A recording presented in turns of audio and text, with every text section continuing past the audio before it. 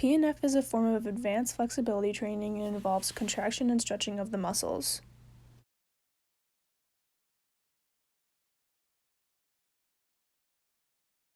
The first type of PNF is called hold relax, and it begins with a passive pre-stretch for about 10 seconds. After the passive pre-stretch, the patient pushes against the resistance of the clinician for about 6 seconds. This is called an isometric contraction. After 6 seconds, the patient relaxes and a passive stretch is held for 30 more seconds. This can be repeated as necessary.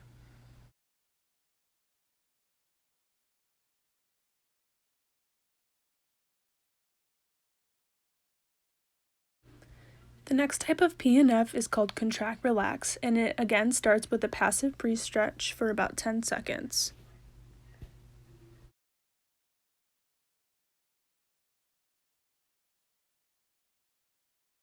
After the passive pre-stretch, the patient again pushes against the resistance of the clinician for about 6 to 10 seconds, but now the patient goes through the full range of motion.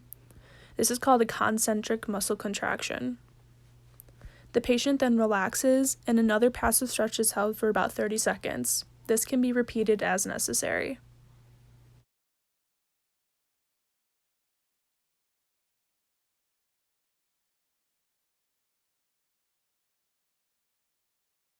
The last type of PNF is called slow reversal hold relax, and it again starts with a 10-second passive stretch.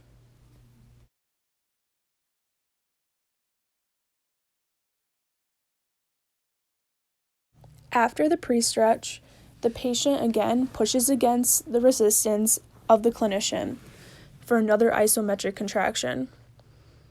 After they isometrically contract, the patient flexes the hip or does the opposite motion of the joint while the patient is being pushed into a passive stretch by the clinician.